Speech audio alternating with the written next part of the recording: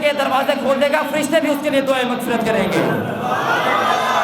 جشن عید میلاد النبی، تاجدار ختم نبوت، تاجدار ختم نبوت، سرکار کی آمد، سرکار کی آمد، اقتدار کی آمد، آقا کی آمد۔ اب جب ہم اپنے عیسائی لوگوں سے یہ سوال کرتے ہیں کہ آپ لوگوں کے ہاں سب سے بڑا دن کون سا ہے، تو آگے سے ایک سمپل سا جملہ کہہ دیتے ہیں کہ ہمارے ہاں سب سے بڑا دن 25 دسمبر کا ہے۔ حالانکہ اگر آپ 365 دنوں کے اندر حساب لگائیں تو 25 دسمبر ٹائم کے اعتبار سے سب سے چھوٹا دن ہے۔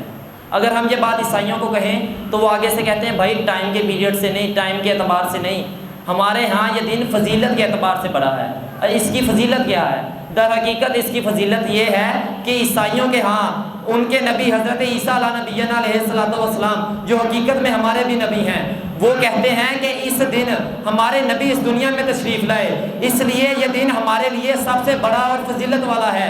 اے مسلمانوں، میرا تم سے سوال ہے، جس دن عیسائیوں کے ہاں ان کے نبی اور ہمارے بھی نبی دنیا میں تشریف لائے، وہ دن تو عیسائیوں کے لیے سب سے بڑا دن بن جائے، لیکن جس رات جس شب ہمارے نبی کریم صلی اللہ تعالیٰ علیہ وآلہ وسلم، جو ہمارے بھی نبی ہیں، کل کائنات کے نبی ہیں، عیسیٰ کے بھی نبی ہیں، آدم کے بھی نبی ہیں، موسیٰ کے بھی نبی ہیں، ابراہیم کے بھی نبی ہیں، اسماعیل کے بھی نبی ہیں، جو تمام انبیاء کے امام ہیں، وہ جس شب اس دنیا میں تشریف لائے، وہ شب کیوں نہ پھر سب کے لیے سب سے فضیلت والی بن جائے؟ جب عیسائیوں کے نبی کی فضیلت ہے یہ کہ ان کے نبی جس رات جس دن اس دنیا میں تشریف لائے، تو ہمارے نبی کی بھی یہ اس سے بڑھ کر یہ فضیلت ہے کہ ہمارے نبی بھی اسی جس دن اس دنیا میں تشریف لائے، وہ دن بھی سب سے فضیلت والا ہے۔ اب آئیے میں آپ کو بتاتا ہوں کہ جس دن جس شب نبی پاک کی ولادت ہوئی تو اللہ تعالیٰ نے اپنی خوشی کا اظہار کس طرح کیا۔ اللہ تعالیٰ نے ستاروں کو دنیا کے قریب کر دیا۔ حضرت آمنہ رضی اللہ حضرت آمنہ علیہ السلام فرماتی ہیں کہ جس رات میرے بیٹے اس دنیا میں تشریف لائے تو ستارے اس قدر قریب آ گئے تھے کہ مجھے خوف تھا کہ کہیں میرے اوپر نہ گر جائیں۔ ستاروں کو اللہ تعالیٰ نے دنیا کے قریب کیا، دریاؤں کی روانی تیز کر دی، گھارے پانی میٹھے ہو گئے، جنت کے دروازے کھول دیے، بخشش کے دروازے کھول دیے، رحمت کے دروازے کھول دیے، جہنم کے دروازے بند کر دیے، ہر طرف رحمت کی بارش برسائی گئی۔ اللہ تعالیٰ نے ہر لڑکی کو اس رات، ہر بیٹی کو اللہ تعالیٰ نے بیٹا عطا کیا۔ جبرائیل کو حکم دیا کہ اے جبرائیل جنت سے 3 جھنڈے لے لو۔ ایک جھنڈا جبرائیل نے لگایا مشرق میں، دوسرا لگایا مغرب میں، تیسرا لگایا کعبے کی چھت پر۔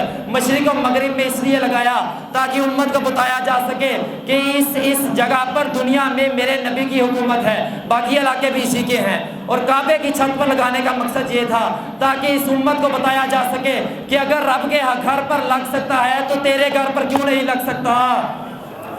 ایک اور روایت ملتی ہے کہ جب نبی پاک کی ولادت کا جشن قریب آیا، وقت قریب آیا، تو اللہ تعالیٰ نے مشرق کے جانور مغرب کی جانب، مغرب کے جانور مشرق کی جانب دورا دیے۔ درمیان میں ان کی ملاقات ہوئی۔ انہوں نے پوچھا تم کہاں جا رہے ہو؟ انہوں نے کہا تمہاری طرف۔ انہوں نے پوچھا تم کہاں جا رہے ہو؟ انہوں نے کہا آپ کی طرف۔ فرمایا کیا کرنے جا رہے ہو؟ کہا جشن میلاد النبی ہے، آپ کو مبارکباد دینے آ رہے ہیں۔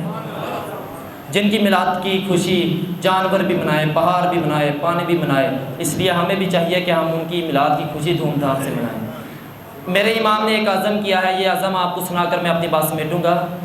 اعلیٰ حضرت امام احمد رضا خان فاضل بریلوی فرماتے ہیں حشر تک ڈالیں گے ہم پیدائش مولا کی دھن، مثل فارس نجد کے کلے گراتے جائیں گے، اور خاک ہو جائیں عدو جل کر مگر ہم تو رضا، دم میں جب تک دم ہے ذکر ان کا سناتے جائیں گے۔